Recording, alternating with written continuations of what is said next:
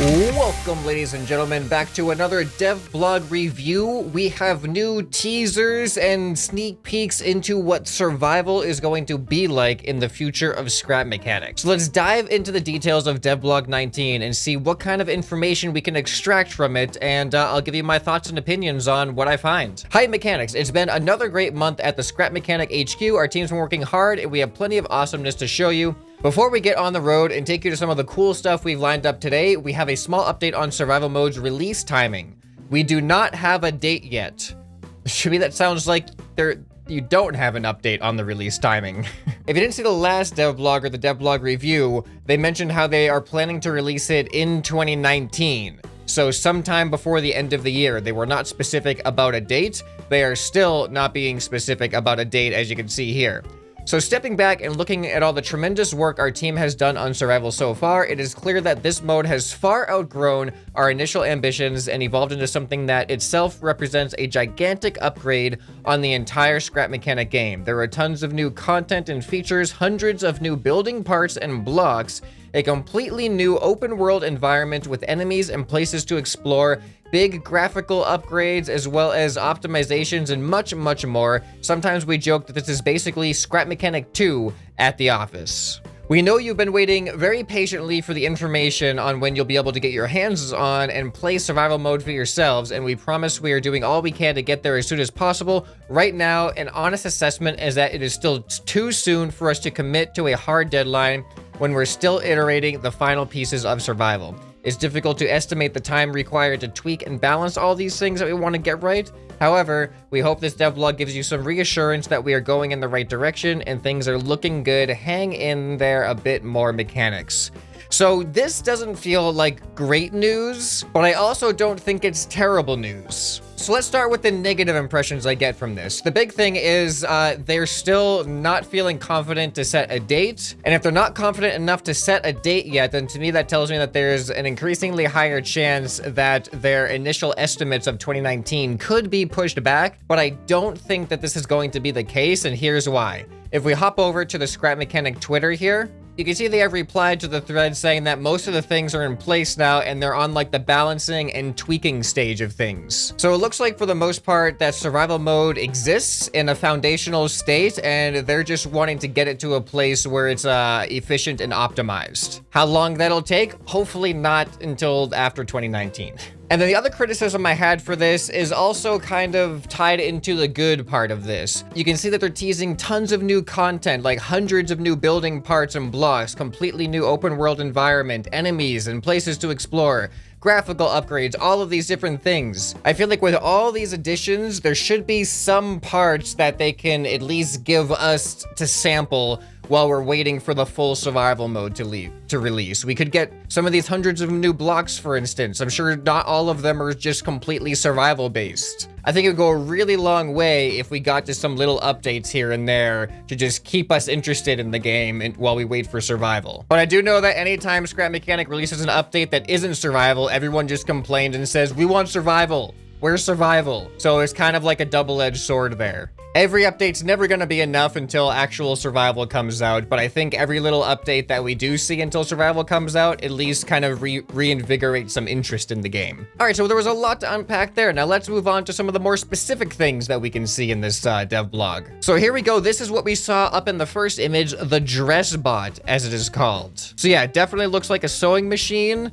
and a wardrobe next to each other. You can see here, it looks like it's definitely going to be some kind of interactable object that we can go and probably open up a menu like this, I assume. So I'm not entirely sure what exactly this represents yet. It looks like maybe it's an inventory space menu for the wardrobe, or maybe these are just standalone pieces that you find in the world and you can bring these back to your wardrobe to unlock stuff. Let's see what it says. New dress bot, straighten your tie and prepare to meet the newest addition to the crafting family.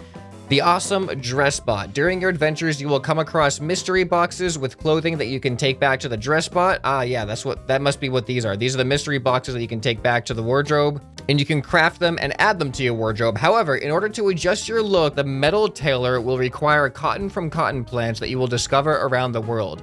All clothing that you craft and unlock will be available to use across worlds and other game modes. You can even change clothing at any time from the main menu, as well as in-game by using the DressBot's wardrobe. This is really interesting. This really goes to show how different the survival mode is from our current state of the game. Just the existence of cotton plants that are gonna give us cotton that we use as a crafting material to craft wardrobe pieces from mystery boxes that we find in the world. All these elements have to combine together in some type of crafting system that we haven't really seen in use yet. So I'm really curious how this crafting system is even going to operate. All right, and here we have some screenshots of these farm bots that we got a teaser in a little while ago. And a lot of us had some theories or hypotheses on how these bots would move. Some people were thinking they were going to be like the zombies of the world, where they were going to be kind of slow and clumsy. But the way that they looked to me, they looked more frantic and like quick and crazy with all the hay sticking out like crazed hair. So here we can see some melee combat. He's using the hammer and looks like he's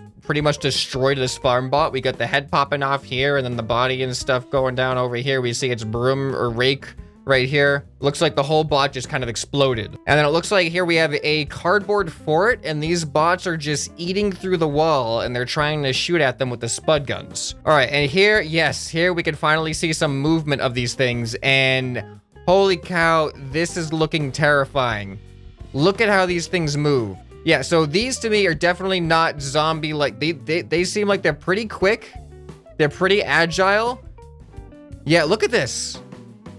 Look at this movement. Yeah, I think this is definitely in line with what I expected for their movement. It looks definitely more crazy, more erratic movement. And I think it can be pretty terrifying to have a horde of these charging at you. I wonder if they're much faster than our typical sprinting speed. They're probably a little bit slower than sprinting. Otherwise, it would be absolutely terrifying to encounter these things in the wild and know that if you don't defeat it, you're gonna get attacked to death. Oh, and check this out. It also shows that when they hit your lift, it puts your lift down, so you can't even hide on top of your lift. And look at the way, look how fast they move. All right, let's read about them.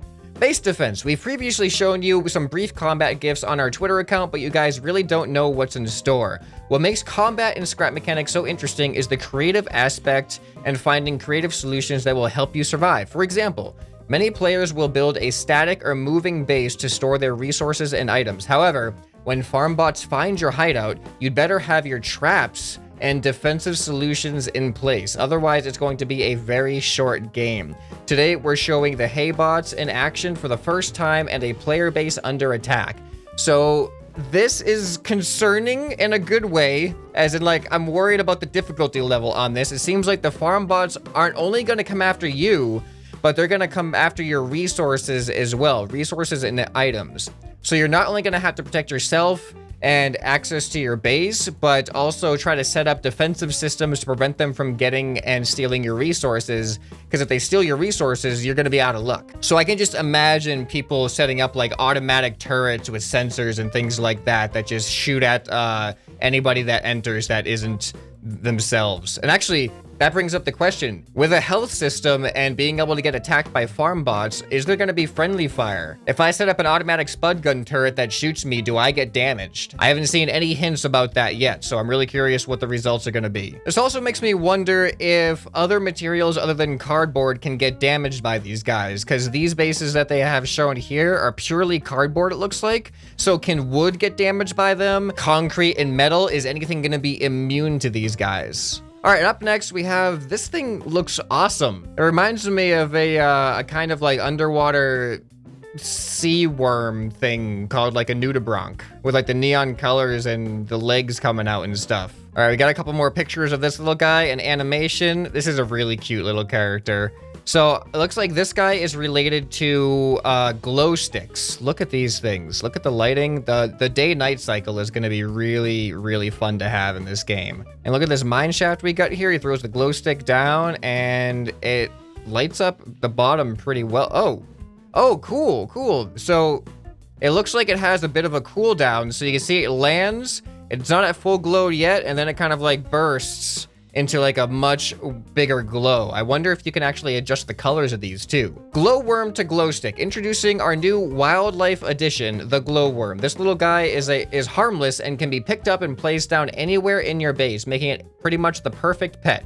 Even better, these guys can help you craft glow sticks, which come in multiple colors. You can also craft your own signature color. Oh, there we go.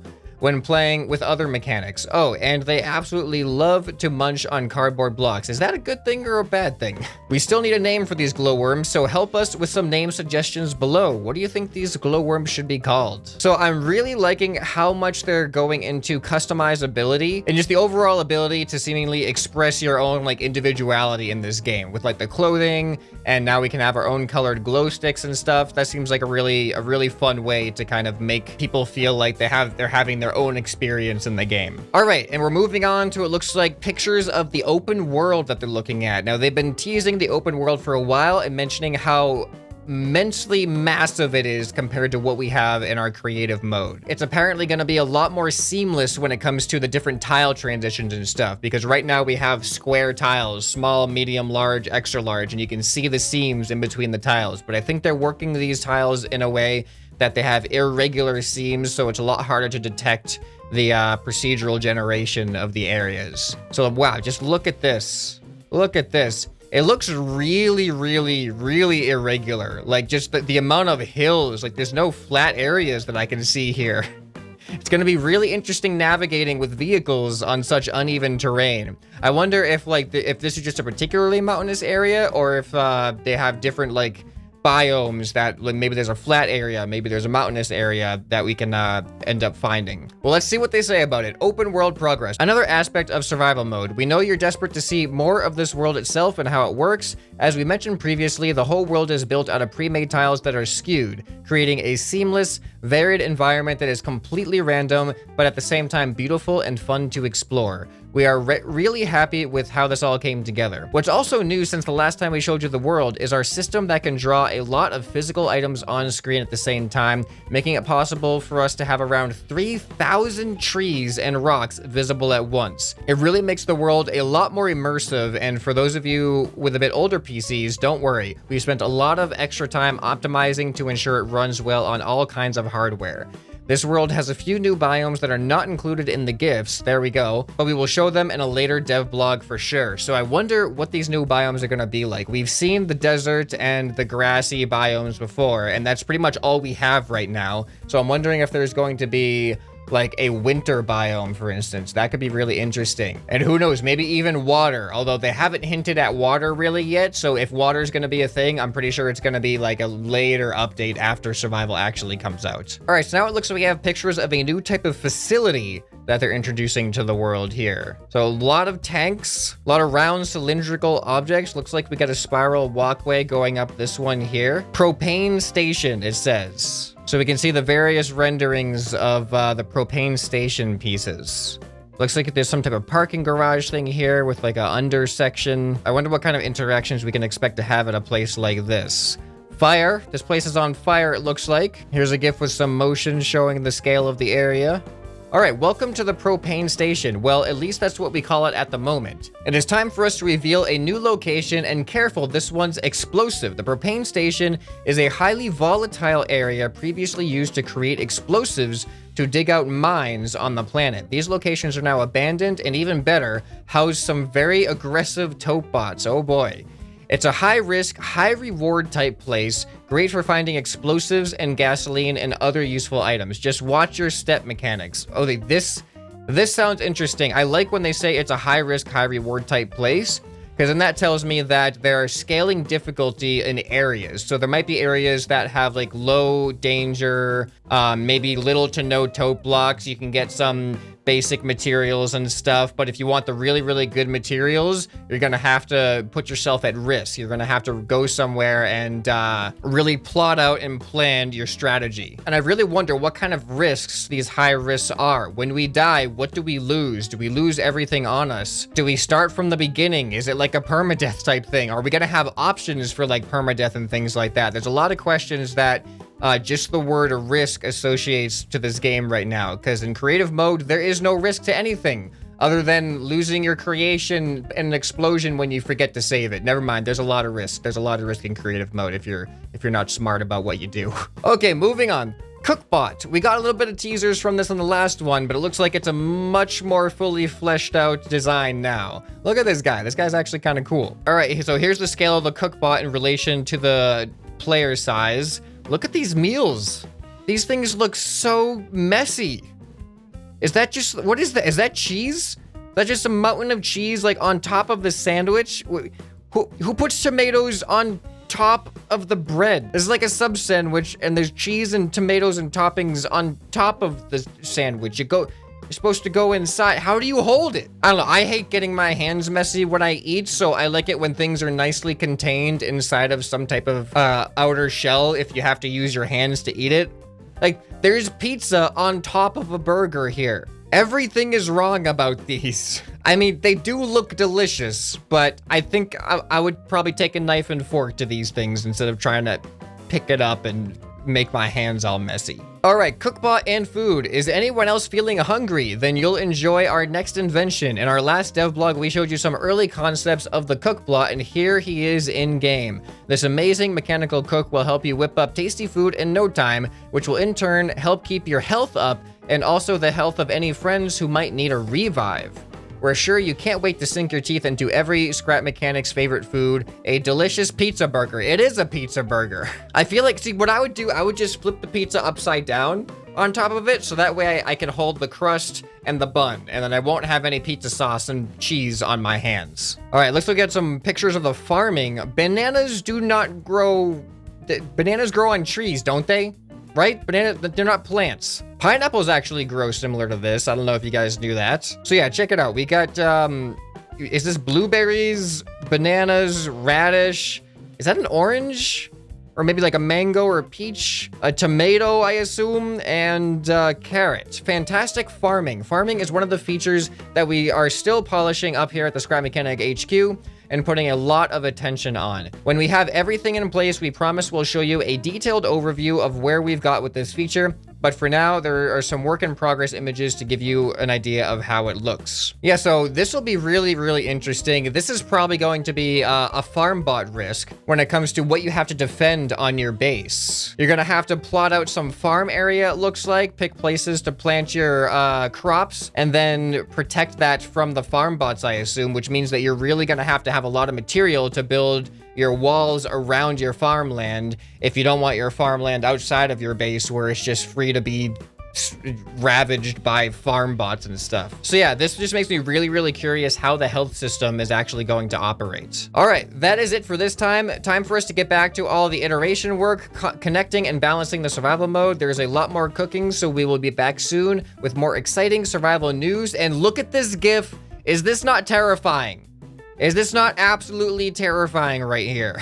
These are not zombies. These are highly aggressive, highly erratic enemies, and they look like they could easily overwhelm a base. All right, so overall impressions, I think that when Survival comes out, this is gonna be an entirely new game. There's going to be so much to use all of the creativity that we've been practicing in creative mode. There's gonna be so many new applications to it, and it's gonna be really exciting to see what kind of situations we didn't even know that we would have to adapt to, and how we're gonna be able to adapt to it. And obviously, my major criticism is we need more regular updates in the meantime, though. It's hard to see all this amazing stuff that you guys are working on, and then we don't get a taste of any of it to actually play with in the game. So obviously, survival mode itself is its own standalone thing, but if we can get some blocks in the meantime, maybe some of the character customization in the meantime, that'd be great. So I'm curious, out of everything you've seen in this devblog, what was your favorite piece of information that they've teased for us? What are you most looking forward to? For me,